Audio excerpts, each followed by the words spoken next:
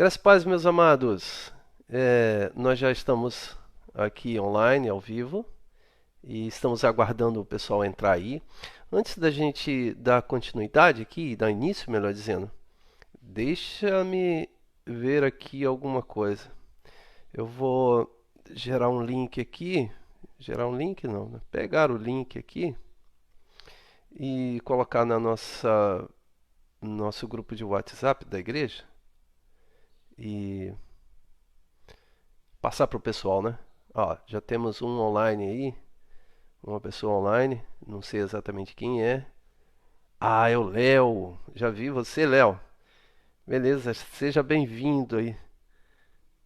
Veja se está tudo certinho aí. Deixa eu tentar aqui, porque o pessoal pediu para abrir um link, né? Quer dizer, enviar um link na página da igreja. Deixa eu ver aqui como é que eu faço. Se você sabe fazer isso aí, Léo, manda ver para eles um link lá pro pessoal. Tá bom? Enquanto isso eu estou aguardando. Ó. Já temos mais pessoas aqui. Vereni já está online. Vereni está aqui pertinho de mim. Muita saudade mesmo. Juntos novamente, ô Léo. Hoje eu estou realmente com muitas saudades, meu amigo. Muitas mesmo. Então, deixa aqui, ó. Achei aqui, ó. Deixa eu ver se eu consigo. Aqui. Copiando o link aqui, ó. Já temos 5 pessoas. Gente, só um minutinho, tá? Eu tô meio enroladinho aqui, como sempre eu não sei muito mexer com essas coisas. Mandei o link para o grupo da igreja. Deixa eu escrever aqui. Link de nosso EBD online.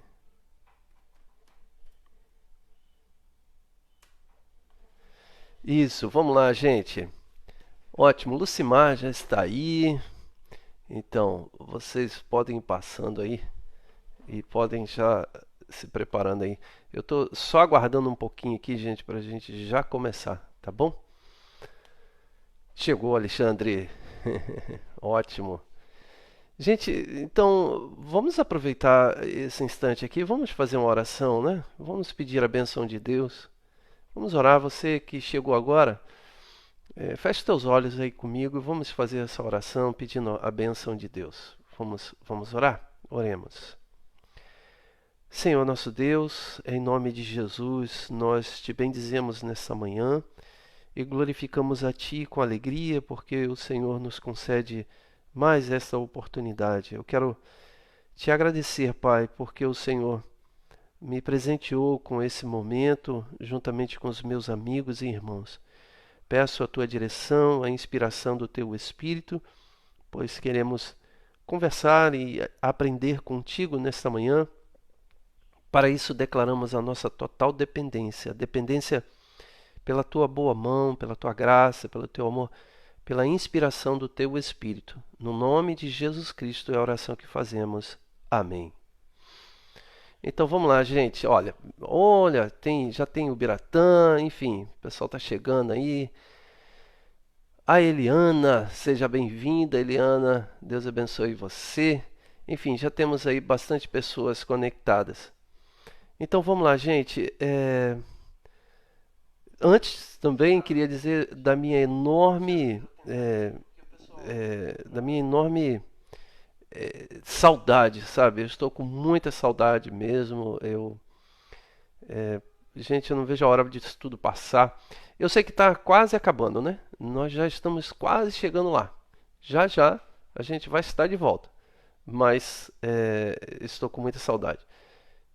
Tem algumas programações que nós tentamos fazer para vocês de forma especial, que vão acontecer ao longo da semana aí. Tem alguma coisa especial chegando, tudo online por enquanto. E eu espero todos vocês logo mais à noite. Nós estaremos no nosso culto às 19 horas, tá bom? 19 horas. Antes havíamos dito às 18 horas, porém não ficou legal esse horário, ficou muito cedo, então a gente teve que passar para as 19 horas. Tá bom? Então vamos lá, vamos na nossa lição. E mais uma vez eu queria que você eh, eh, compartilhasse comigo aí as perguntas. Na semana passada, aliás, na semana passada nós não tivemos a lição porque tivemos a ceia, né? E hoje nós estamos de volta aqui. Então nós pulamos um domingo. Hum, Se vocês não sabem, essa xicrinha aqui, ó. Xicrinha não. Essa caneca, né? O Poderoso Sogrão. Tá invertido aqui, mas eu acho que vocês conseguem ver aí. O Poderoso Sogrão. Isso foi dado pela minha norinha, né? E eu tô aqui tirando onda com ela. Mas como eu falei, na semana passada nós estudamos acerca da fé. E eu lembro que ficou uma frase muito interessante e que chamou muita atenção de todos. É uma frase de Wesley, onde ele vai definir fé, e nós trabalhamos isso. Fé, ele diz assim: fé é, antes de mais nada, pura receptividade, plena aceitação daquilo que Deus fez, faz e ainda irá fazer. Então, olha só, eu quero. Hoje é justificação, não. Hoje é salvação ainda. Mas nós vamos falar sobre justificação, Lucimar. Lucimar está perguntando aqui. Então, olha só. Na outra semana nós falamos acerca de fé. Fé como uma plena aceitação daquilo que Deus fez no passado, Deus faz hoje e continuará fazendo. Paz, Giovana, seja bem-vinda aqui, viu? Nós estamos com saudades também, Giovana. Então Deus vai fazer coisas boas ainda no futuro. Então, o que é fé na nossa concepção? Fé não é um esforço humano de acreditar que as coisas vão dar certo. Então, fé é pura receptividade. Fé é graça.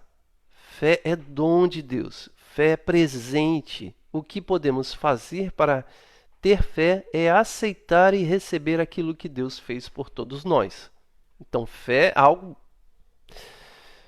Sabe, esse conceito que eu estou falando é muito importante porque ele vai na contramão da ideia desse.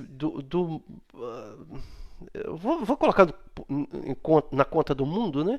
Vai na contramão da ideia desse mundo de que fé em Deus é um esforço humano, é uma concentração, é como se fosse uma mentalização. Fé como mentalização, fé como um esforço, fé como concentração, fé como algo que você vai extrair de dentro do teu ser, de dentro da tua alma, de dentro de você, para que você alcance aquilo que você estava querendo. Então, fé se torna sempre um elemento humano, uma produção humana para que a coisa dê certo. Na concepção wesleyana, a fé ela é um presente. A fé é receptividade, ou seja, você passivo recebe aquilo que Deus fez por você.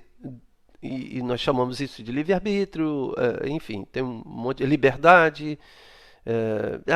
Não quero esticar aqui não, mas isso tudo decorre da graça que é sobre a nossa vida. Então, eu acho que está claro isso, né?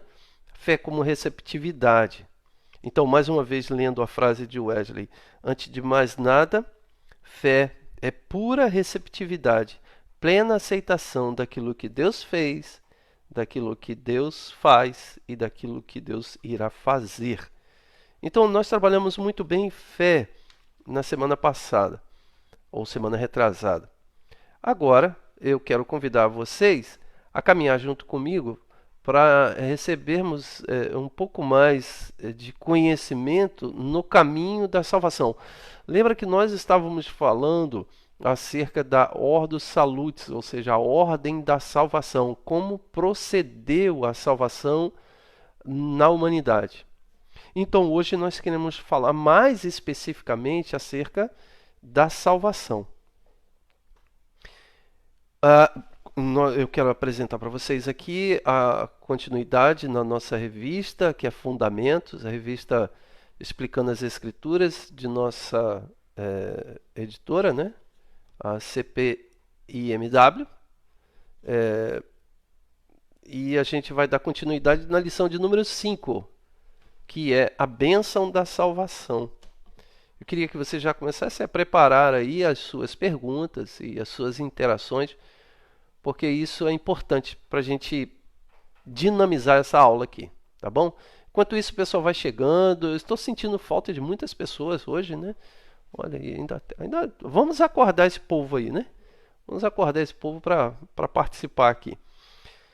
A base do texto que nós iremos utilizar hoje será o texto de Atos, capítulo de número 4. Eu vou estar lendo o 4 até o versículo de número 14, que ele diz assim, gente. Atos 14. Perdão, Atos 4, 10 ao 14. Diz assim: Tomai conhecimento, vós, todos e todo o povo de Israel, de que, em nome de Jesus Cristo Nazareno, a quem vós crucificastes, e a quem Deus ressuscitou dentre os mortos, sim, em seu nome é que este está curado perante vós. Este Jesus é a pedra rejeitada por vós, os construtores, a qual se torna a pedra angular. E não há salvação em nenhum outro, porque abaixo do céu não existe nenhum outro nome dado entre os homens, pelo qual importa que sejamos salvos. Então, até o 12 somente aqui. Então, veja só, eu vou fazer a leitura novamente para a gente entender um pouquinho aqui o contexto dessa situação. Olha só, gente, esse texto que eu estou lendo aqui, que é o Atos 4, ele está logo após aquela cura de Pedro e João quando indo ao templo cura uma pessoa. Então é aquela famosa frase, não tenho ouro nem prata, mas tudo que tenho te dou. Levanta, toma a tua cama e anda. Então existem até canções antigas que falavam sobre essa passagem de Pedro e João indo para o templo. E aí, quando ocorre essa cura miraculosa, onde Pedro e João ele manifesta a graça e o amor de Deus curando aquela pessoa, lembrando que cura significava perdão de pecado, pois a doença era entendida e interpretada como uma maldição pelo pecado cometido. Então todos aqueles que eram aleijados, cegos, mancos, coxos, doentes, leprosos, todo tipo de doença era considerado pecado. Então as pessoas como doentes, elas eram consideradas pecadoras. E quem era limpinho, puro, fazia tudo direitinho, então não tinha pecado. Então quando Pedro e João externa esta graça para aquelas pessoas, para aquele rapaz, ele perdoou o pecado ali em nome de Jesus. Não Pedro e João, mas em nome de Jesus. E aí a pessoa é salva. Por isso que Pedro e João vai dizer assim, ó: Tomai conhecimento todos vós e povo de Israel, de que em nome de Jesus o Nazareno, a quem vós crucificastes e a quem Deus ressuscitou dentre os mortos, sim, em nome deste, que este está curado perante vós. Aí no versículo de número 12 ele vai dizer: e não há salvação em nenhum outro, porque debaixo do céu não existe nenhum outro nome dado entre os homens, pelo qual importa que sejamos salvos. Então, a cura está ligada à salvação, né? Então, também é interessante pensar que nesse contexto aqui de Pedro e João indo para o templo, curando essa pessoa, externando a graça e a perdoando o pecado, salvando essa pessoa da maldição, isso deu uma confusão terrível. Então eles prenderam Pedro e João e interrogaram, e aqui está sendo a interrogação de Pedro e João. Está acontecendo a interrogação dos dois. E Pedro, com muita ousadia, como sempre, muito ousado, Pedro ele declara que não importa, não há salvação em nenhum outro, porque debaixo do céu não existe outro nome dado entre os homens pelo qual importa que sejamos salvos. Então, Pedro declara aqui que a salvação é exclusivamente em Cristo. Então, salvação é perdão de pecado. Veja, isso vai ao encontro daquilo que nós já falamos inúmeras vezes. Salvação não é uma ida ao céu. Salvação não é uma fuga do inferno. Salvação é perdão de pecado. Isso é extremamente importante ser compreendido, porque se não for compreendido desta forma, nossa mensagem para as pessoas, ou seja, como nós pregamos, como nós falamos para as pessoas e explicamos o projeto da salvação para as pessoas, fica um pouco meio que mercenário a ideia de salvação, porque ou você quer escapar do inferno ou você quer ficar na boa no céu, de boa, de boreste, né? Então, a salvação se torna uma negociata de benefício. E ela um pouco, a salvação seria um pouco corrompida, o que realmente é a salvação, porque ela se torna uma negociata. Eu queria agradecer a presença aqui do Daniel Bastos Cias, é o meu primo. Seja bem-vindo, Daniel. Já virou companheiro aí. Obrigado, viu? Então, quando falamos que salvação é perdão de pecado, e naquele caso expressava, naquele caso aqui, nesse caso, melhor dizendo, onde Pedro e João cura pela misericórdia e graça de Deus, sendo instrumentos nas mãos de Deus para curar essas pessoas, a salvação expressava uma ideia de que perdoava todo o pecado. Então, salvação é algo muito mais complexo, né? Muito apenas do que ir para o céu e querer negligenciar esta vida. Esses dias eu conversando com o presbítero André, ele me mostrou um vídeo de uma conversa entre um jornalista e um pastor, e ele perguntando acerca da salvação. E aí eu falei, poxa, às vezes as pessoas, eu comentando com o presbítero André, eu falei assim, às vezes as pessoas têm tanta dificuldade de compreender a salvação como algo sublime aqui e agora.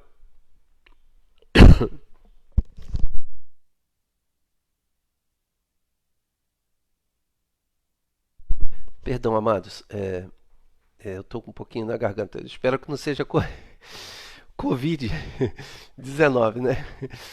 Mas as pessoas têm tanta dificuldade de compreender a salvação como um ato aqui e agora, né? Eu queria convidar você a pensar nisso, a salvação como uma plenitude de vida. Mas vamos lá, vamos passo a passo, porque hoje a lição está bastante interessante, bastante grande. Então, depois de feito essa leitura, marcou aí, gente, Atos 4, nós lemos o versículo 10, 11 e 12. Eu não cheguei nem ao 14, mas só Atos 4, 10, 11 e 12. Um texto belíssimo, de uma experiência bacana. Eu vou fazer uma leitura aqui e você acompanhe comigo aí, por favor. Bom, o nosso tema da lição é a bênção da salvação. Para isso, nós nos baseamos aí aqui em Atos 4, do 10 ao 12. E a introdução desta lição diz assim: nosso tema está estabelecido em modo interrogativo, posto que, no corpo desta lição, tentaremos responder, à luz do texto bíblico, estas questões tão sublimes a todos nós.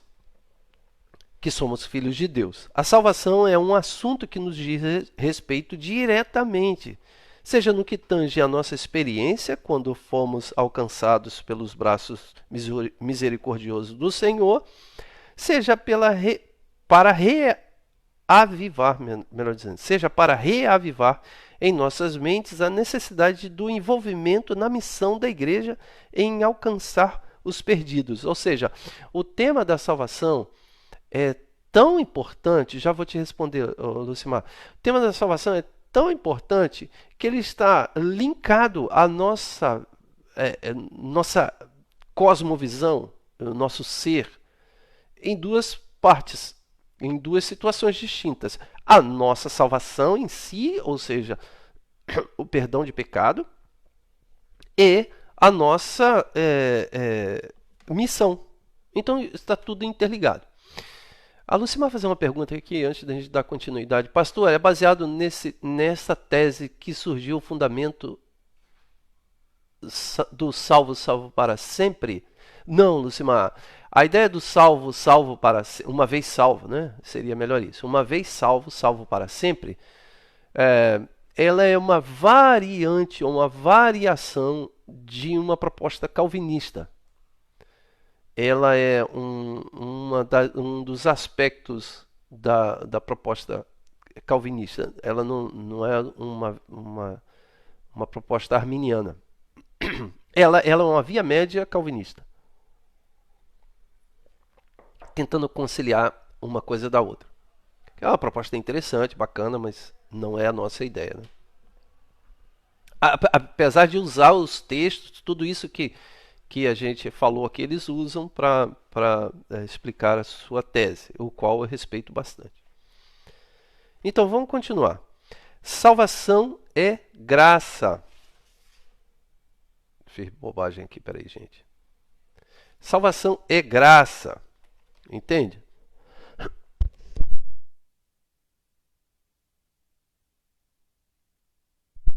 Perdão, gente, minha garganta hoje não está legal. Salvação, ela é graça. Ou seja, vamos fazer uma leitura no texto de Efésios. Efésios 2, 8. Efésios 2, 8, que diz assim, porque é muito conhecido, porque pela graça sois salvos, por meio da fé. Isto não vem de vós, é dom de Deus. Então, salvação é graça. Pela graça somos salvos. Às vezes a gente faz uma brincadeira na igreja, eu já fiz de várias formas essa brincadeira, perguntando para a igreja assim, olha, nós somos salvos pela... Aí as pessoas falam, pela fé. Não, nós somos salvos pela graça. Você pode fazer essa experiência assim, chegar num grupo de pessoas e perguntar, nós somos salvos pela... Geralmente as pessoas vão responder fé. Não. Nós somos salvos pela graça mediante a fé. Então, fé é graça sobre as nossas vidas. E salvação é completamente graça. Existe uma grande diferença entre concepção de salvação adotada pelo cristianismo e que se apregoa nas diversas religiões espalhadas pelo globo terrestre. Estas se notabilizam essencialmente em um aspecto: a salvação como geradora, a ação humana como geradora da salvação, sejam os atos de piedade praticados de devoção, sejam sacrificiais, atitudes virtuosas ou até boas obras. É sempre a pessoa que realiza a sua própria salvação. Então vamos lá, gente, olha só, existe uma grande diferença do Evangelho de Cristo para todas as outras religiões no mundo, no universo, no cosmos. Olha, você pode trabalhar os aspectos da ética cristã, ou seja, a ética cristã, a moralidade cristã, ela pode ser similar a uma outra ética de outra religião. Existem algumas éticas que são expressadas e que elas são bonitas. Algumas religiões têm uma ética bonita. Vamos ver os muçulmanos. Os muçulmanos têm uma ética interessante. Quem assistiu o filme O Milagre da Cela 7 observou que foi passado num contexto muçulmano. E aquele contexto muçulmano tem uma ética que é interessante. A ética ali, expressada ali, vamos pensar aqui, ó. Eu não quero falar do filme, né? Porque quem quer assistir, vou atrapalhar. Mas há uma morte e uma acusação desta morte sobre um inocente. Então, não é ético você apontar e acusar um inocente de que matou quando ele não matou. Isso é uma ética. Não é correto isso. No cristianismo também. Então, mesmo no muçulmano, no islamismo e no cristianismo, a ética ela prevalece. Igual. Você pode ver essa questão no budismo. Você vê essa questão também nos espíritas. Eles têm éticas interessantes, moralidade. Tem um monte de situação. Então, o cristianismo ele não se resume à ética. Ele é muito mais do que isso. Mas também o cristianismo expressa uma mensagem de salvação. E a mensagem da salvação no cristianismo, ela é distinta das outras. Enquanto todas as outras pensam que a salvação ela é uma possibilidade humana, ou seja, o sujeito ele constrói a salvação, como o texto que nós acabamos de ler diz que todas as outras religiões se notabilizam essencialmente em um aspecto, ou seja, a ação humana ela é geradora da salvação, sejam os atos de piedade praticados e sejam as devoções, os sacrifícios, as ações virtuosas, as boas obras. Sempre é a pessoa que realiza a sua própria salvação. Então, a pessoa, ela constrói a sua salvação. E você sabe que dentro do próprio cristianismo e do próprio meio evangélico, existem pessoas que, elas não compreendendo a graça, elas tentam de alguma maneira construir a sua própria salvação. Eu lembro que quando eu era pequeno, as pessoas falavam que se Jesus viesse em um momento em que eu estivesse em pecado, eu perderia a salvação. Né? Então fica aquela coisa assim: você é salvo porque você deixou de pecar. Então você não pode pecar em nenhum momento. Você não sabe quando Jesus vai voltar, então você não pode pecar em nenhum momento. Não estou dizendo com isso que você tem liberdade para pecar, mas eu estou dizendo com isso que se torna uma neurose, uma vez que todos nós pecamos constantemente. Eu estou constantemente pecando nas minhas palavras, nas minhas ações, nos meus julgamentos. Os meus julgamentos são falhos. Eu cometo juízo e executo pessoas todos os dias.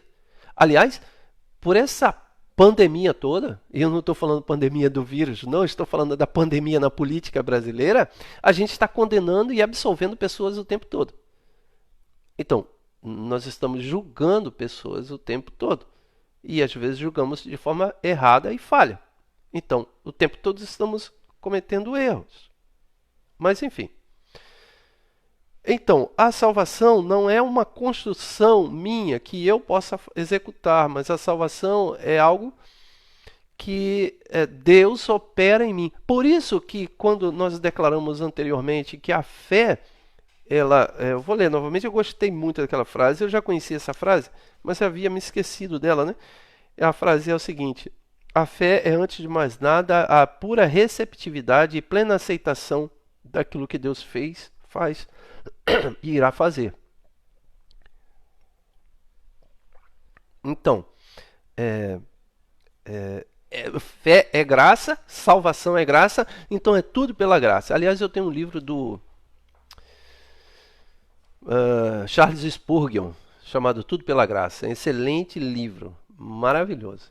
Tudo pela Graça. É sermão pregado por Charles Spurgeon, um dos tremendos avivalistas do século passado, né? Perdão, minha garganta hoje está muito ruim, gente. Perdão mesmo. Não é Covid, não, é alergia mesmo. Então, a salvação é pela graça. Mas vamos conversar um pouquinho a respeito do processo da salvação. O passo a passo. Não a ordem salutis, né? Mas um pouco resumido hoje. Vamos falar sobre salvação, mais resumidamente. Então, primeiro aspecto é que salvação é pela graça. Correto? Compreenderam, gente? Vocês podem repetir comigo aí em casa. Salvação é pela graça. Por que salvação é pela graça? Salvação é pela graça porque nós não temos condição de gerar qualquer benefício em nós mesmos. É assim, pode um sujo se lavar por ele mesmo sem ter água limpa? Talvez essa metáfora não ficou tão boa, mas pense, pode um pecador gerar um não pecador? Pode alguém, pecador, limpar ele mesmo? Não pode. Então, nós não conseguimos construir a nossa salvação. Nossa salvação é construída externamente por Deus. E chamamos isso de graça. Então, marque aí. Salvação é pela graça. Se você quiser falar mais um pouquinho sobre graça, faça a sua pergunta aí, porque eu tenho que passar para outro tópico, tá bom? Então, marque bem. Salvação é pela graça. O texto de Efésios 2:8 fala sobre isso. Eu vou repetir o texto de Efésios 2:8. Ele diz: porque pela graça sois salvos, ou seja, por meio da fé. Isso não vem de vós, é dom de Deus. Então a salvação não vem de nós. Nós só podemos receber aquilo que Deus fez. Deixa eu continuar aqui. Então, salvação é pela graça. Segundo aspecto, salvação é expiação. Deixa eu fazer aqui uma leitura. A narrativa do livro de Gênesis revela que o homem, embora criado perfeito, naufragou no mar do pecado. Nós vimos isso lá atrás quando trabalhamos a questão do pecado original. Quem lembra aí? Trabalhamos o pecado original, a queda do ser humano. O ser humano lá foi feito com todo amor e graça de Deus, mas decidiu escolher o seu caminho e ele caiu em pecado. Então, a narrativa do livro de Gênesis, que é o livro do começo, revela que o homem, embora criado perfeito, naufragou no mar do pecado. Fato que o colocou sobre a condenação divina. A justiça de Deus determinava que a reparação deste mal, mediante a qual o pecado dos homens seria apagado.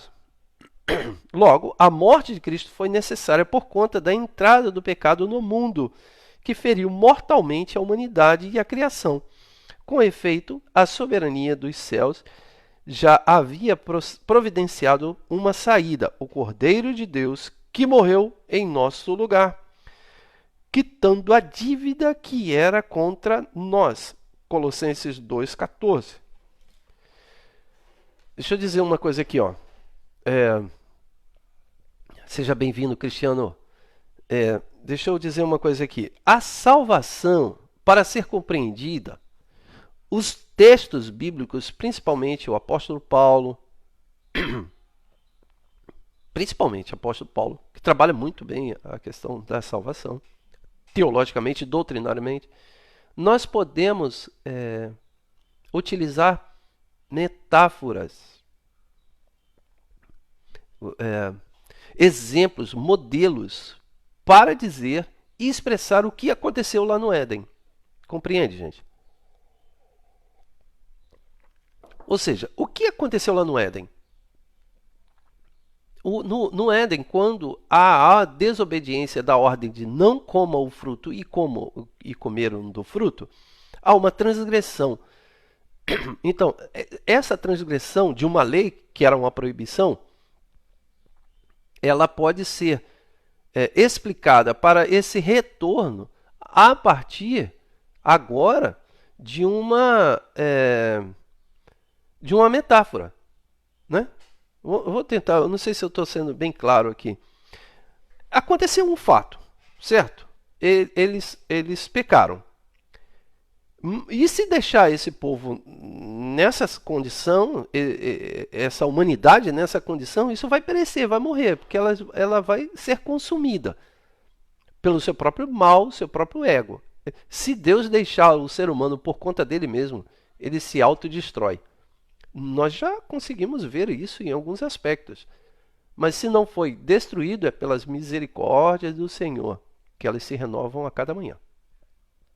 Então, a intervenção divina é com o plano da salvação. Mas como se dá esse plano da salvação? Como se processa tudo isso? Para que o plano da salvação seja executado e entendido, como nós nos apropriamos e entendemos o plano da salvação, os autores bíblicos eles usam de várias figuras de linguagens, metáforas, ensinos didáticos, pedagógicos para entendermos o que aconteceu com todos nós.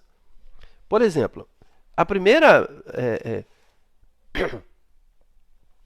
eu não estou falando a metáfora aqui como algo inexistente, mas a metáfora como algo para explicar algo verdadeiro. Então, a expiação, a necessidade da expiação.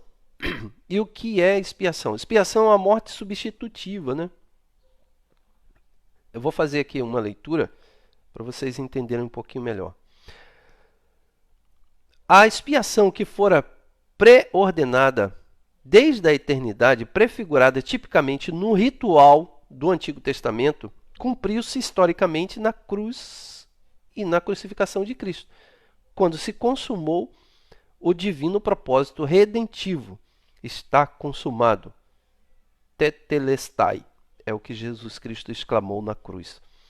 Quando o sangue era aplicado no altar pelo sacerdote, o israelita sentia segurança de que a promessa feita a seus antecessores se faria real para ele. Então, a expiação foi sempre uma metáfora verdadeira, não uma metáfora fantasiosa, mas verdadeira, de que alguém morreu para pagar o preço de uma transgressão, de um pecado. Isso ocorria no Antigo Testamento, quando, para a expiação de todos os pecados do povo, era necessário a morte de pequenos cordeiros. Então, o cordeiro tinha que ser imaculado, sem defeito, branco, primogênito, uma série de exigências para que esse sacrifício fosse aceito. Então, a salvação ela é também uma expiação de pecado. O André está compartilhando que tudo que está fora de Deus não subsiste. É verdade, Deus ele mantém todas as coisas, né? Então, a salvação, gente, ela é uma expiação de pecado. Deixa eu fazer uma outra leitura, a gente continua, depois a gente vai entrar em outra questão aqui, ó. No pensamento paulino, o homem é alienado de Deus pelo pecado e Deus é alienado do homem pela ira. E na morte substitutiva de Cristo, o pecado é vencido e a ira desviada, de modo que Deus possa olhar para o homem sem desprazer e o homem possa olhar para Deus sem temor. O pecado é expiado e Deus propiciado. Portanto, já não fomos libertos, portanto, já que fomos libertos dos nossos pecados, eu vou ler novamente, botou aí, ó. Portanto, já que fomos libertos do nosso pecado, permitamos que a graça de Deus nos mobilize em direção à plena comunhão com Ele, com Deus. Então, salvação é expiação. Expiação é morte substitutiva. É morte substitutiva, ou seja, alguém morreu no seu lugar, pagando o preço, expiando o preço por você. Você já ouviu a frase bode expiatório, né? O que é bode expiatório? Bode expiatório é alguém morrendo ou alguém ficando no lugar do outro. É um bode expiatório. Você tem aqui, vamos supor aqui, a gente há um conluio aqui para cometer um crime, e aí a gente pega o mais e joga a culpa toda em cima dele. Então ele se torna não o cordeiro expiatório, mas ele se torna o bode expiatório. Essa metáfora aqui, na ótica de Cristo, é inversa. Ela é o cordeiro que assume voluntariamente morrer no lugar de todos e não obrigatoriamente no lugar de todos. Gente, deixa eu dar uma parada aqui para responder a Vânia, perdão, a Vânia não, a Eliane Pimentel. Onde fica a igreja? Olha, Eliane, nós somos da primeira igreja metodista wesleyana de Jardim Primavera. Fica na Avenida Visconde de Itaúna, em Jardim Primavera, próximo ao Bravo Material de Construção, em frente à Escola Wanda Gomes. Tá bom? Se alguém puder digitar para ela aí, respondendo para ela o nosso endereço, tá bom? Fica em Jardim Primavera, Duque de Caxias, Rio de Janeiro, não sei, Brasil, eu não sei de onde você está, então me perdoe, tá ok? Igreja Metodista Wesleyana. Então vamos dar continuidade aqui, gente. Então, a salvação é a expiação. Uma outra metáfora obrigado, alguém respondeu aí, dando o endereço direitinho. Avenida Visconde de Itaúna, quadra 25, lote 9, Jardim Primavera, Duque de Caxias, Rio de Janeiro. Uma outra metáfora acerca da salvação, gente, é a redenção. Essa eu gosto muito. A expiação é interessante, mas a redenção para mim me toca mais. A salvação pela redenção. A palavra redenção é uma metáfora extraída do mundo comercial pelos escritores bíblicos, a fim de retratar outro aspecto de nossa salvação. Nos tempos bíblicos, referia-se na qual se proporcionava o livramento de algum mal através do pagamento de um preço. Exemplo disso podia-se comprar a liberdade de prisioneiros de guerra, de escravos e de pessoas em situações de sofrimento ou de opressão. Poderia também recuperar as propriedades, enfim. A redenção é um termo bacana, é um termo vindo do meio comercial.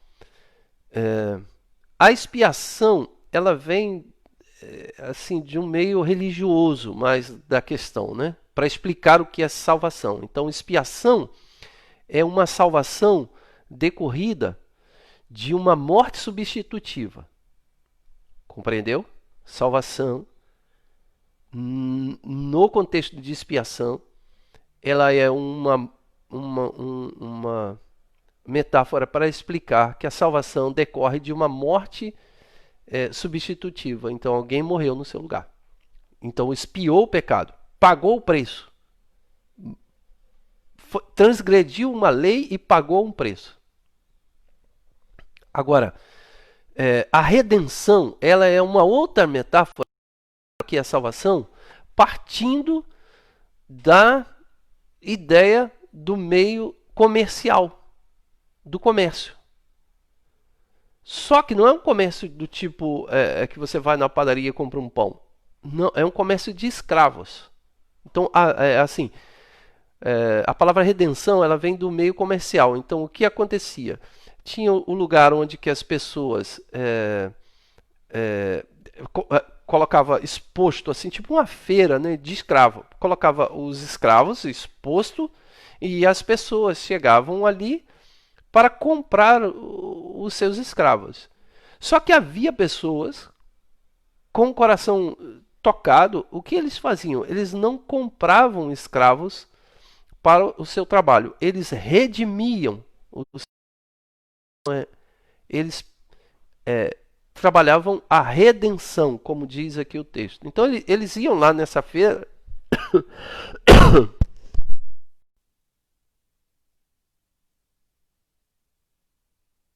Perdão, a irritação aqui da garganta. Eles iam lá na feira e de escravo e compravam o escravo e alforriavam o escravo. Então era comprado com um preço para libertá-los. Então a salvação, quando se usa a palavra redenção para explicar a salvação, está querendo dizer a respeito de uma ida ao mercado de pessoas que estão escravizadas pelo pecado, comprado com um preço, e o preço aí foi a morte expiatória de Cristo, pelo sangue de Cristo Jesus. Então, foi pago esse preço e posto em liberdade. Então, você imagina aqui. Depois eu vou dar uma lida aqui no que o Sandro está falando para a gente. Segura aí, Sandro. Só um instantinho. Olha só. Então, vamos lá. O mercado de escravo está aqui. Você entra no mercado de escravo, compra a pessoa, põe ele em liberdade. Você dá alforria para ele. Então, quando você lê na Bíblia algum texto que fala a respeito de uma redenção, a Filipenses fala isso. Deixa eu ver o texto aqui que ele utilizou, o autor utilizou o texto de 2 Pedro. Ó, quer ver? Vamos procurar aqui. 2 Pedro. Deixa eu procurar aqui, gente. Rapidinho, tá? Não vai demorar, não. 2 Pedro 2, 1. Olha só. E também houve entre o povo israelita. Deixa eu ver se é isso mesmo. 2 Pedro 2, 1.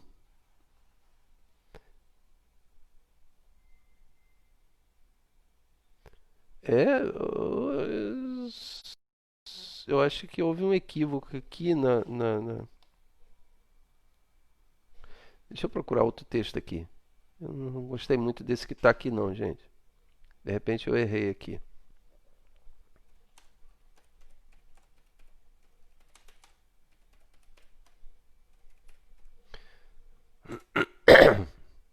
Perdão, minha garganta, gente. Vamos ler. É, 14. Aliás, 14.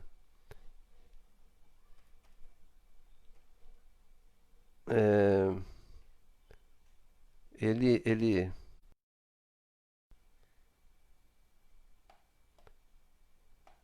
Eu gosto desse texto aqui. Deixa eu pegar ele inteirinho aqui, gente, pra gente ler direitinho. Ó, eu gosto muito desse texto.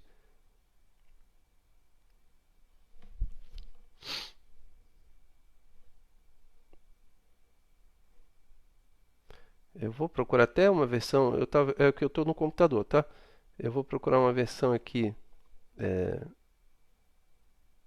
é, que a gente está acostumado, né?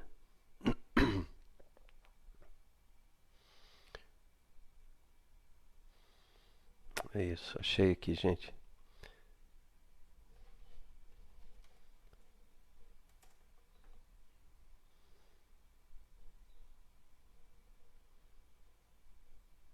Espera aí, já estou chegando lá. Vou ver que vocês acharam mais rápido que eu em casa.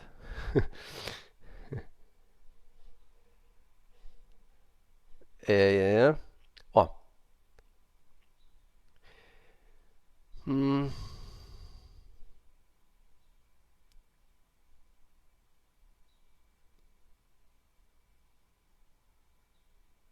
ó, olha aqui, ó. Para vocês terem uma ideia achei aqui, ó. Ô, meu amigo pastor Ronaldo Cabreira, ele está conosco. Olha, meu pastor, esse é o meu chefe, gente, o nosso secretário-geral de Educação Cristã. É o meu chefe. Muito obrigado, viu, meu querido pastor? Obrigado pela sua companhia aqui, viu? Vamos lá, gente. Um abraço. Olha só. Colossenses 1:14, ele vai explicar o que significa redenção. E como eu falei, então, redenção essa é uma palavra oriunda do mercado de escravo, onde as pessoas iam comprar os seus escravos.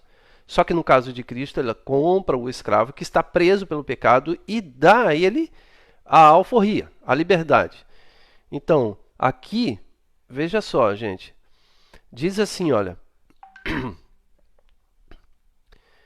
versículo Colossenses 1, versículo 13 diz: Ele nos libertou do império das trevas e nos transportou para o reino do Filho do seu amor. Olha só, ele nos libertou do império das trevas, então nós estávamos presos no pecado. Então ele nos libertou. Como? Como ele fez isso? Ele nos libertou do império das trevas e nos transportou para o reino do Filho do seu amor, no qual temos a redenção, a remissão de pecados. Então, essa redenção é a remissão dos pecados que estavam sobre nós. Então, a palavra redenção, ela quer explicar uma metáfora em um mercado de escravos, onde as pessoas iam lá, faziam as suas compras de escravos com dinheiro e levavam para suas casas, fazenda, botavam para trabalhar. No nosso caso, em Cristo Jesus, que nos interessa aqui é pensar que a redenção exercida por Cristo, ela é uma redenção pelo sangue de Cristo Jesus vertido na cruz do Calvário. Então, a moeda utilizada é o sangue precioso de Cristo, em que nos comprou no mercado de escravos e nos trouxe para o seu reino. E por isso o texto vai dizer: ele nos libertou do império das trevas, estávamos presos, e nos transportou para o reino do Filho do seu amor. Vezes que vocês utilizarem a palavra redenção na sua leitura bíblica, na sua devocional, quando você encontra na Bíblia Sagrada a palavra redenção, você está utilizando o termo oriundo de um mercado de escravo, onde Cristo fez isso por você. Você estava lá, preso no seu pecado, no seu delito. E você foi transportado para o reino do seu amor. Ó, que maravilha! Que beleza! Então, redenção é uma outra metáfora. Então, olha só, falamos a respeito da expiação. O que é expiação, gente? Olha, teologia sistemática que vocês estão aprendendo hoje, hein? Teologia sistemática. O que é expiação? Expiação é a morte substitutiva. Alguém expiou o pecado. Lembra do ditado popular que as pessoas usam: bode expiatório? Isso é um efeito contrário para explicar o que é a expiação de Cristo, do cordeiro expiatório. Então é o bode. É o bode que morreu no lugar de alguém. Cristo morreu no lugar de... Mas só que Cristo não é bode, Cristo é cordeiro. Compreenderam? Então, a salvação é expiação, a salvação é redenção. Então, a salvação é morte substitutiva, a salvação é também com liberdade. Ok? Deixa eu voltar um pouquinho lá atrás, porque o Sandro tinha feito um questionamento aqui e eu não tinha observado. Vamos lá. Ele diz assim, ó, desculpe o atraso, mas ainda sobre a graça, cabe destacar que a condicionante, mediante, por meio de fé, traz a afirmação que a mesma também é fundamental para a salvação. Não basta a expiação, é preciso acreditar e viver a salvação. Exato, Sandro. Você falou como um bom metodista, né? Nós somos salvos pela graça mediante a fé. Então é uma condição, um condicionamento da resposta da fé, que é uma livre. E o que é fé? Fé é uma livre aceitação daquilo que Deus fez por nós. Me perdoe, eu sei que você também falou atrasado e eu também fiz a interação contigo atrasado. Mas vamos continuar aqui. Mas ótimo a sua contribuição. Meu presbítero Sandro Lanes. O ponto 4. Nós falamos de salvação como expiação, salvação como redenção, depois da introdução. Agora o ponto 4 nos diz salvação como justificação. É outro termo também interessante no sentido das metáforas para explicar a salvação, que também perdão minha garganta, gente, também ela uma palavra bíblica, justificação, principalmente no texto de Romanos. Romanos constantemente fala sobre justificação, né?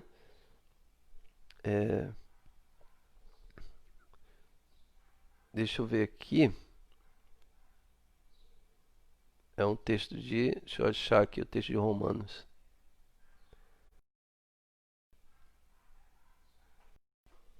Olha só.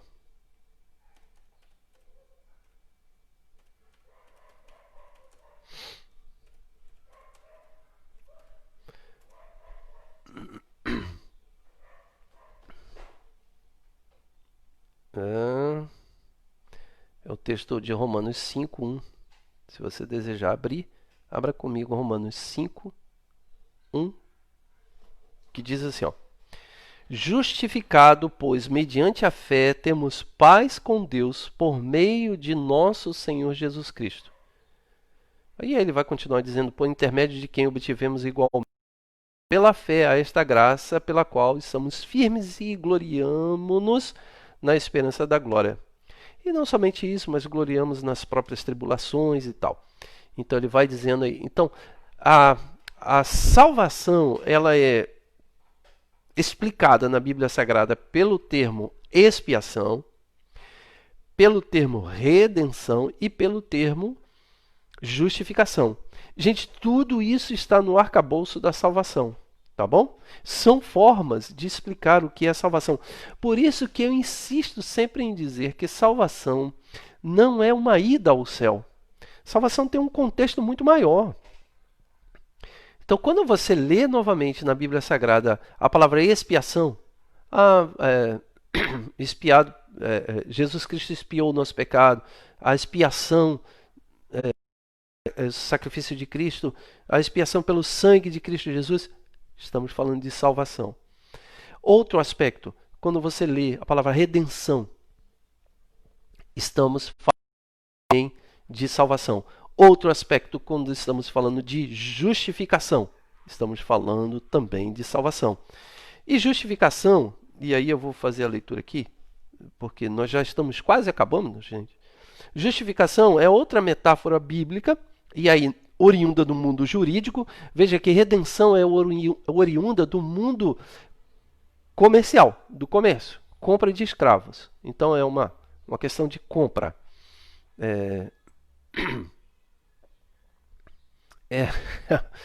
A Cláudia está falando para dar uma pastilha para mim.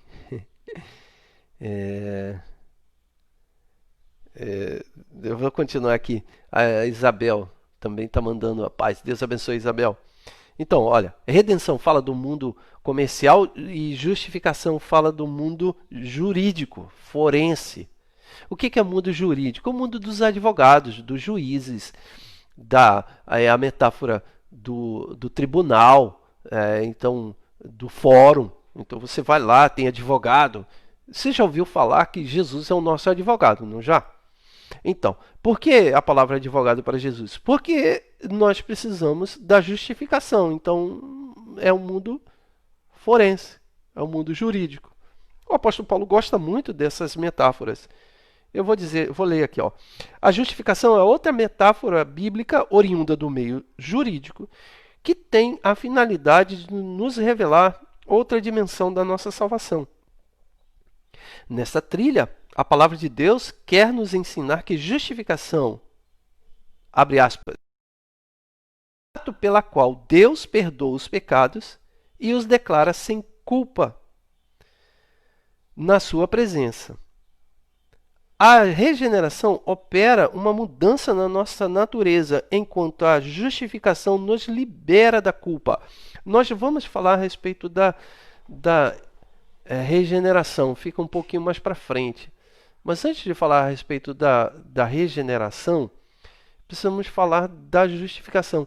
A justificação nos libera da culpa. Enquanto a regeneração, no processo da salvação, ela regenera, ou seja, ela é um processo curativo, né? É um novo nascimento.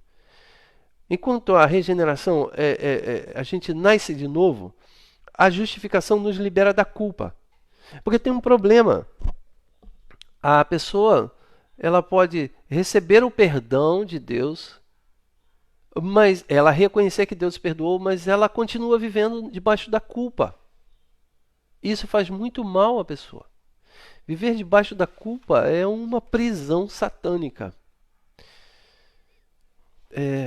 Quantas pessoas elas não têm a condição de receber o perdão de Deus porque ela vive culpada pelos erros que cometeu no passado? Né? A justificação ela nos libera da culpa. Existem muitas pessoas que sentem dores por culpa, porque não compreendem a salvação como uma justificação do pecado. E o que é justificação? Justificação. Então, o justo ou o justificado não é aquele que nunca errou. Justificado é aquele que errou e foi perdoado pelo pecado. Então, se você é um justificado, você não deve guardar culpa no teu coração, porque Deus te perdoou. Talvez você esteja aí, alguém que esteja me ouvindo, esteja preocupado com os erros do seu passado. Olha, em nome de Jesus Cristo, Deus lhe perdoou. Então você foi justificado. Você foi justificado em Cristo Jesus. Eu não posso aqui, eu estou tentando aqui falar alguma coisa um pouco mais expressiva a respeito da justificação, mas o tempo está acabando, eu não posso me deter muito nele não. Então, justificação é um termo vindo do meio. Alguém cometeu um delito, porém o juiz tornou esta pessoa justa. Não é que o juiz não enxergou a responsabilidade nessa pessoa. Não é que o juiz olhou para essa pessoa e disse assim, não, ela não pecou. Não, o juiz reconhece o pecado. O juiz reconhece o crime, melhor dizendo, para a gente trabalhar a ideia forense, né? O juiz reconhece o crime, mas foi perdoado os seus pecados, ou perdoado o seu crime. Então, a justificação, ela reconhece o pecador. Porém, mesmo reconhecendo o pecador, o juiz, pela sua bondade, não executa a sentença, porque essa pessoa, mediante a confissão, ela foi perdoada. Alguém comete, então chega diante do juiz e diz: eu cometi o crime e o juiz perdoa o seu crime. Esse é o perdão de pecado. Isso é graça, mediante a confissão. Deixa eu dar uma continuidade. Se vocês desejarem voltar à justificação, a gente volta. Mas é porque o tempo já se foi. Eu sei que a Lucimar disse, não acaba não, pastor, mas é 11 horas já, né, e eu preciso encerrar aqui. A Lucimar também escreve aqui, ó. Obrigado, Lucimar, pelo seu carinho. Ela diz assim, quando aconteceu o pecado, o relacionamento entre o homem e Deus foi quebrado, e Jesus foi a ponte que restabeleceu esse relacionamento. Olha só, Lucimar, isso que você está falando me dá o link aí para trabalhar a ideia da salvação como reconciliação. Nós falamos salvação como expiação, nós falamos salvação como justificação e falamos salvação como regeneração, como redenção. Então, Expiação, redenção, justificação e agora reconciliação. Tem uma canção que a gente gosta muito na igreja de trabalhar, mas agora pela cruz eu fui reconciliado, pela cruz me chamou. Eu fui reconciliado. Porque pense na redenção. A metáfora da redenção diz que... Não, vamos começar antes? Pense na expiação. A metáfora da expiação diz que alguém verteu na cruz o seu sangue, morrendo no lugar de alguém.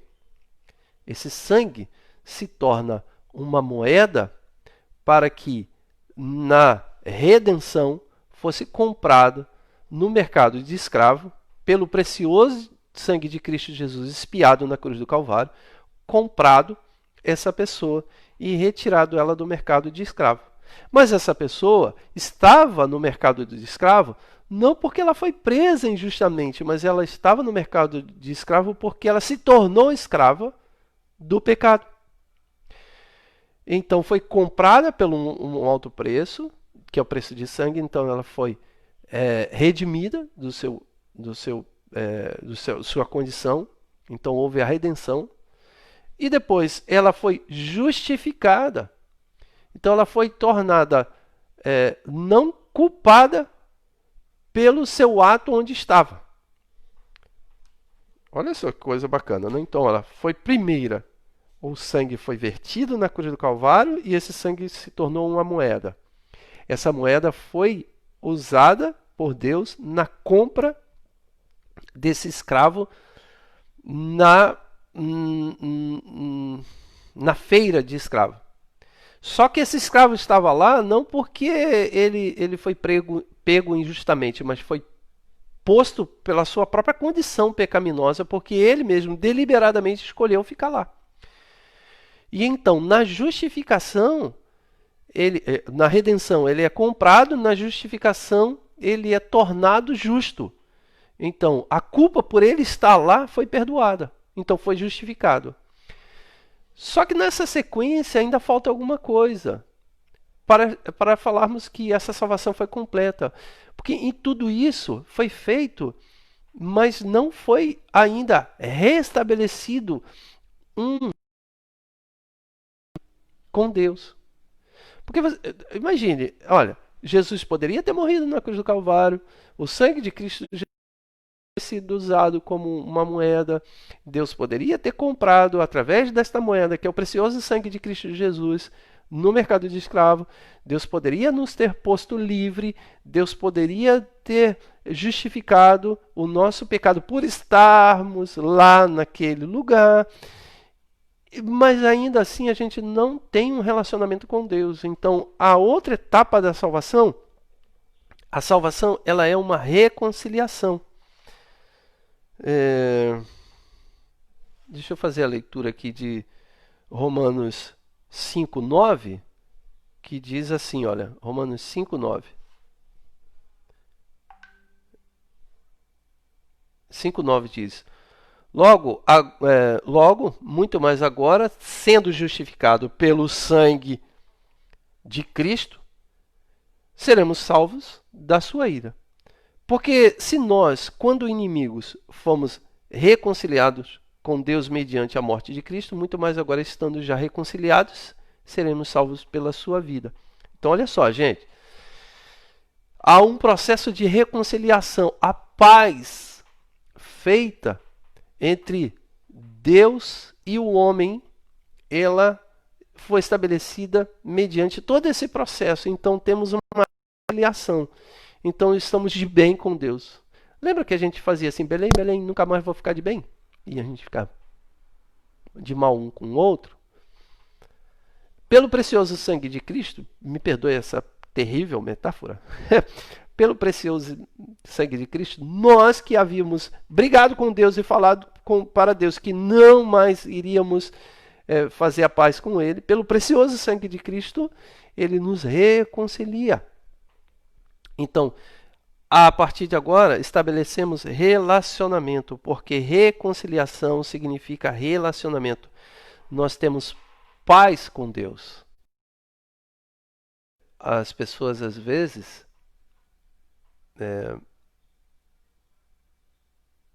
As pessoas às vezes não sabem que nós temos paz com Deus. Nós temos paz com Deus por Cristo Jesus, nosso Senhor e Salvador. Então a salvação é uma reconciliação também. A minha cabeça voou um pouco aqui, mas deixa eu. Eu espero que eu não tenha confundido com vocês. Deixa eu fazer uma leitura, abre aspas aqui. Ó. Estritamente aliada à justificação. Ou seja, a justificação é a absolvição do pecado, de todo o pecado. E a reconciliação é a restauração do homem agora justificado ao novo relacionamento com Deus. Então, mediante a salvação de Cristo Jesus, nós temos paz com Deus. Você tem agora a possibilidade de que a conversa sua com Deus, o seu diálogo, o seu bate-papo com Deus, seja um bate-papo não mais irado, agressivo, porque Jesus te reconciliou com Deus. Compreendeu? Então há uma paz. Muitas pessoas têm uma relação com Deus conflituosa, porque acha que Deus está sempre querendo jogar ele no inferno. O filme A Cabana trabalha isso. Tá? Então, a relação com Deus ela é sempre conflituosa, mas a salvação ela também é uma reconciliação. Então, olha lá, vamos lá. A salvação é uma expiação de pecado. Então, o sangue de Cristo Jesus verteu na cruz do Calvário, morrendo no nosso lugar, uma vez que a gente transgrediu a lei. Então, alguém pagou um preço. Jesus Cristo pagou o preço. Mas a salvação também eu vou começar aqui na sequência correta, né? A salvação é uma expiação, mas também a salvação é uma redenção. Então, nós fomos comprados nesse mercado de escravo pelo precioso sangue de Cristo, que é uma moeda. A salvação é uma justificação, então nós fomos tornados justos, justificados. E a salvação, ela é uma reconciliação com Deus, então nós temos um novo relacionamento com Deus. Então temos paz. E por último, para encerrar, porque eu já passei demais da hora, por último, para encerrar, a salvação, ela é uma transformação do nosso ser. E aí é a regeneração. Então, salvação como expiação, salvação como redenção, salvação como justificação, salvação como reconciliação, salvação como regeneração, transformação. Nós somos regenerados.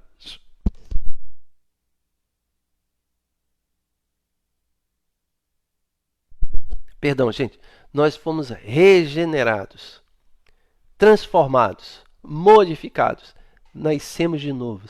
De novo, somos nova criatura. E aí a regeneração, eu quero desembocar no processo da santificação, que iremos trabalhar domingo que vem. Então, eu só vou fazer uma leiturazinha aqui, ó, sobre a transformação. Deus, através do conjunto de graças presentes na salvação, nos oferece, através de Cristo, a possibilidade da transformação completa do nosso ser, da nossa vida, do nosso espírito. Quando abraçamos o Evangelho de Cristo, acontece uma mudança qualificativa e profunda na nossa natureza. Somos interiormente renovados pelo poder de Deus. Sentimos o amor de Deus derramado em nossos corações, pelo Espírito Santo que nos foi dado, produzindo amor a toda a humanidade e mais especialmente aos filhos de Deus. Expelindo amor a todo o mundo, o amor de Deus, o prazer no amor, a comodidade, as honras, a alegria, o dinheiro, as finanças, juntamente com o nosso orgulho, tudo isso é expelido pelo amor.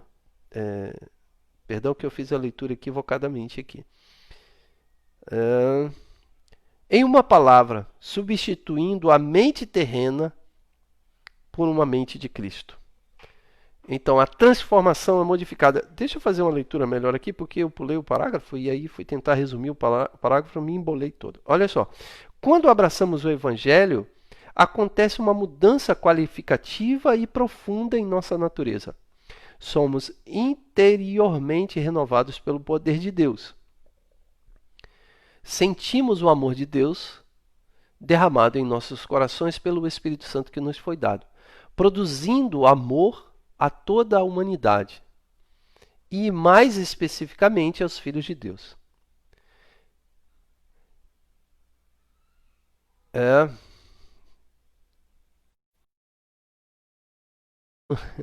Tem alguma coisa equivocada aqui no parágrafo. Mas, enfim, este amor de Deus derramado em nosso coração, ele produz em nós a possibilidade de uma modificação no orgulho, na ira, na obstinação, em qualquer outra disposição perversa, em uma palavra violenta, substituindo a mente terrena, sensual e diabólica pela mente que havia em Cristo. Tendo em vista esta linda verdade que nos afeta significativamente, vivamos então em novidade de vida, recordando o nosso compromisso com o batismo de Cristo, refletindo assim a luz que emana dos céus a todos nós. Muito bem, muito legal. Então, eu só quero aqui resumão geral para a gente encerrar. A salvação não é ida ao céu. Salvação não é uma fuga do inferno. Salvação é a salvação do pecado, que nos leva ao céu e que nos tira do inferno. Mas como é essa salvação? Nós trabalhamos vários aspectos, metáforas, para explicar a salvação. A salvação como expiação, então Cristo Jesus verteu o seu sangue por nós, expiando o nosso pecado na cruz.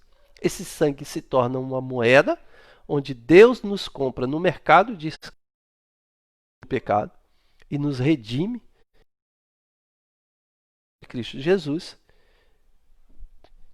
e que nos leva a uma justificação, e somos justificados do nosso pecado, ou seja, somos livres da culpa, e somos reconciliados com Cristo, somos reconciliados com Deus por Cristo, mantendo um novo relacionamento, e somos transformados à sua imagem, a imagem de Cristo Jesus, exalando o amor a todas as pessoas, em todos os lugares.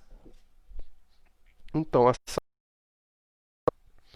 desemboca em uma nova vida, em uma novidade de vida, e vivemos agora aquilo que chamamos de santificação, e que é uma nova vida em Cristo Jesus, onde exalamos o bom perfume de Cristo Jesus para todos os lados que vivemos.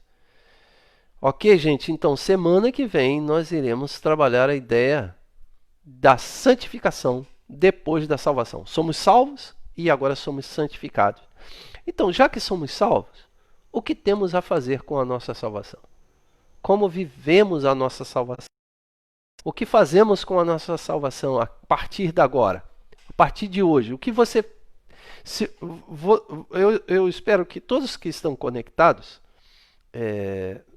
Pastor Ronaldo, eu que agradeço a sua presença. O pastor Ronaldo está mandando aqui um abraço e nos congratulando pela aula. Eu que agradeço aqui. Mas vamos lá, olha só. A salvação, ela é tudo isso que nós acabamos de falar. Então, o que vamos fazer com tudo isso agora? Até Jesus Cristo voltar, gente. Jesus Cristo pode voltar ainda hoje, no próximo segundo. E eu espero que isso aconteça. Maranata, a hora vem, Senhor Jesus. Porém, eu quero dizer aqui que nós não sabemos se ele vai voltar. Vamos supor que se você vai viver até os 80, 90 anos, espero que você viva até mais do que isso, 100 anos. O que você vai fazer com a sua vida daqui para frente se você alcançou a salvação? O que você tem a fazer daqui para frente? O que você vai fazer com a tua vida? Chamamos isso de santificação.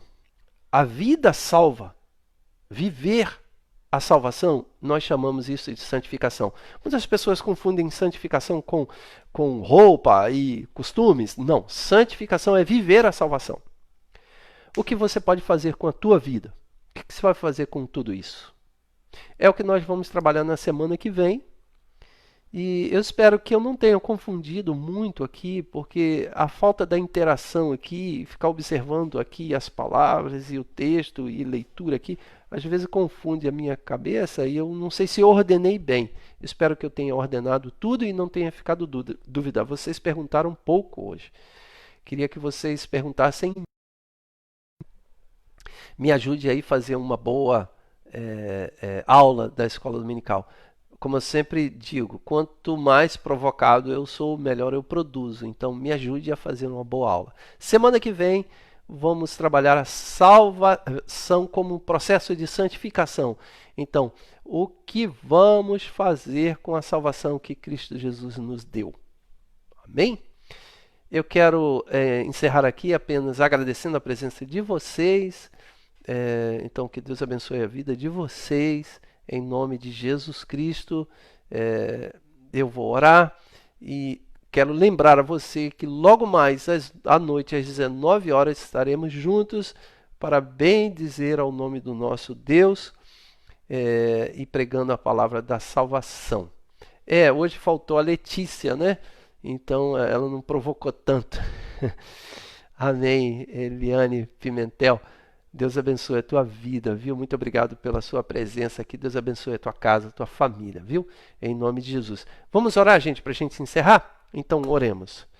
Senhor, nosso Deus e Pai, em nome de Jesus, nós te agradecemos por tudo que ouvimos nesta manhã, pois nós aprendemos a salvação através de tantas metáforas distintas: justificação, redenção, reconciliação, transformação, regeneração. Ó Pai, no nome santo de Jesus Cristo, que isso seja para nós a simplicidade da Tua companhia, a simplicidade da Tua habitação em nós, a simplicidade da habitação do Teu Espírito no nosso coração, pois é o Teu Espírito que habita em nós. Muito obrigado, Pai, no nome de Jesus Cristo. Obrigado porque isso tudo se resume à amizade. Se resume a tua presença em nós. Se resume o prazer, a alegria de saber que o Deus eterno habita no nosso coração. Muito obrigado. Obrigado porque isso gera amor dentro de nós. E gera uma vida de santidade. Gera uma vida de certeza e de convicção. Que seja assim, tudo para a glória de Deus. É a oração no nome santo de Jesus Cristo. Amém. Amém. Então, que Deus abençoe todos vocês, que o Espírito de Deus sempre habite no coração de vocês. Nós vamos encerrar por aqui. E não esqueça, logo mais, nessa mesma fanpage, nesse mesmo bate-canal, nesse mesmo lugar aí, nós teremos o nosso culto abençoado com grandes coisas, pois Deus tem nos feito grandes coisas. E o culto será lá da igreja, tá bom? A gente vai estar transmitindo lá de vocês. Fiquem com Deus. Pais amados.